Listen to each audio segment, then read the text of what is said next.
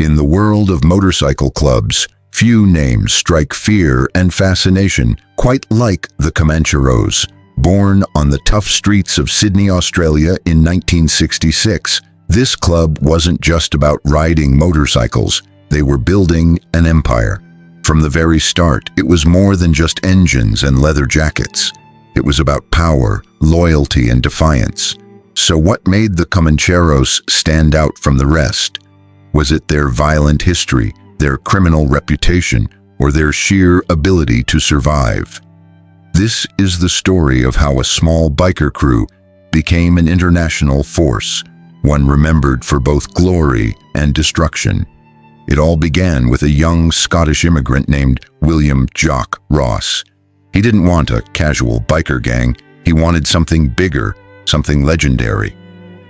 Inspired by the film The Comancheros, Jock founded the club with a name that embodied rebellion and danger. But they weren't just hobbyists. They were warriors bound by an unbreakable brotherhood. From day one, the Comancheros faced fierce competition in Sydney's crowded biker scene. But under Jock's strict military-style leadership, they quickly stood out. Every member had a role, every move was calculated, and to join, you had to earn it. Brutal initiations tested both body and mind. Only the strongest stayed.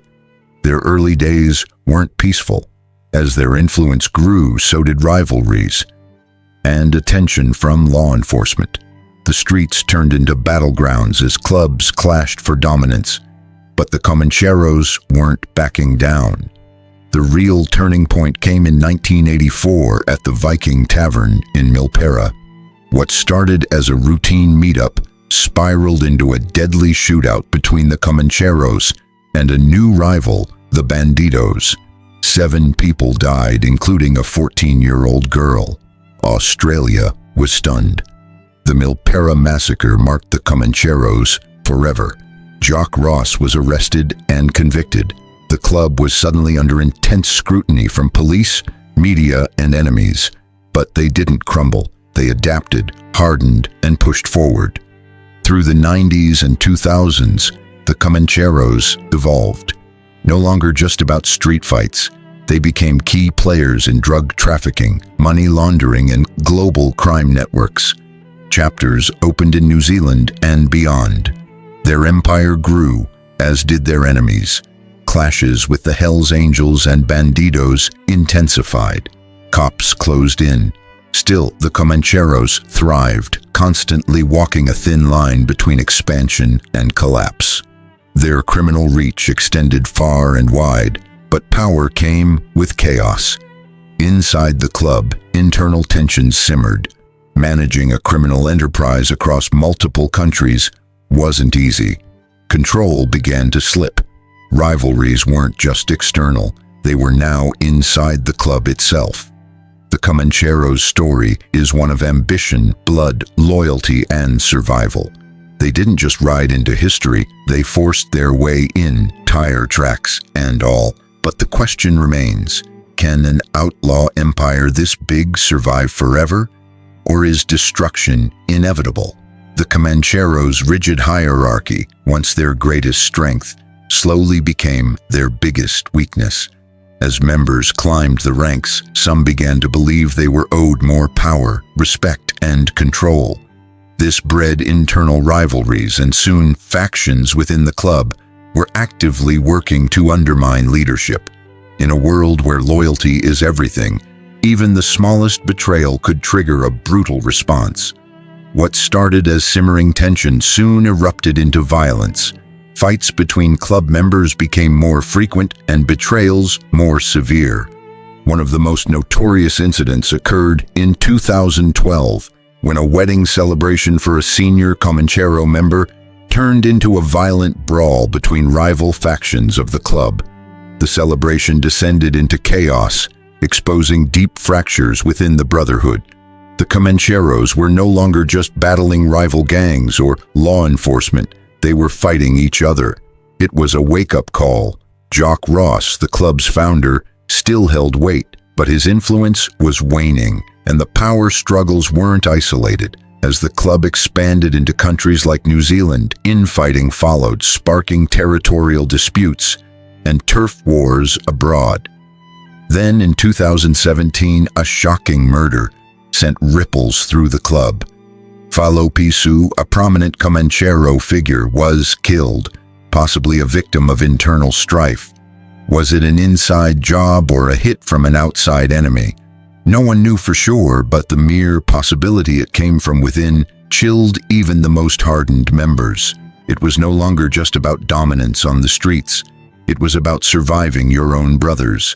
Despite the bloodshed, the Comancheros held their ground. But the question shifted. Could they survive the violence tearing them apart from within? The 2010s became a decade of reckoning, not of expansion but of pressure. Law enforcement and the media zeroed in, and the club was no longer operating in the shadows. For years, the Comancheros had worked with near impunity, their criminal dealings rarely touched, but by the mid-2000s teens, authorities stepped up. Surveillance intensified, raids became routine, and arrests mounted. A major blow came in 2015 with the arrest of several high-ranking members during an international drug sting. Meth trafficking, weapons, and organized crime charges rocked the club to its core. The violence didn't stop either. In 2017, a shooting in Auckland left multiple injured, further solidifying their reputation as one of the most dangerous outlaw motorcycle clubs in the world. The public, already weary of gang violence, turned hostile. So did the media, and law enforcement began working across borders in ways the Comancheros hadn't faced before. In 2019, international agencies like the Australian Federal Police and New Zealand Police launched coordinated efforts to dismantle the club's operations. Undercover agents, wiretaps, and surveillance became routine. The raids were relentless. Members were arrested for crimes ranging from drug trafficking to murder. Still, the Comancheros didn't crumble. Their leadership adapted and chapters kept operating more cautiously, more quietly. But the cracks showed. Informants emerged. Rumors of betrayal spread. The iron loyalty that once defined them began to fade. The violence persisted. In 2020, another brutal fight broke out, this time in Melbourne, between the Comancheros and a rival gang. It was business as usual, but bloodier, riskier, and under more scrutiny than ever before. And yet, they didn't fade. If anything, public fascination with the gang grew. Despite the chaos, despite the constant attacks, from the law, the streets, and within, they endured. But the question loomed. Could they survive this new era? By the 2000s, the Comancheros were a shadow of their former selves. Gone were the days of loud, proud rides in massive packs. They operated quietly now in the shadows, dodging surveillance and media attention. Their criminal operations continued, but became more covert, more calculated. They weren't done, but the pressure was unrelenting. Police were smarter, laws were tougher, and rivals like the Hells Angels and Bandidos were more aggressive. Internal fractures widened. Leadership was unstable. Trust between members eroded. In this new era of digital surveillance and undercover infiltration, no one could be fully trusted. Still, the Comancheros outlasted expectations. Many biker gangs have faded into history. Not them, but nothing lasts forever. The drug routes have changed. The rules of the game have shifted. The cost of staying in the underworld keeps rising. Can the Comancheros keep adapting? Or will they eventually be crushed by the very forces they've fought for decades? Their story isn't over. The name still carries weight, still symbolizes rebellion, violence, and the raw spirit of the outlaw. But the fight is harder now. The risk is higher, and the future is uncertain. The legend of the Comancheros isn't just about crime, it's about power, brotherhood, survival.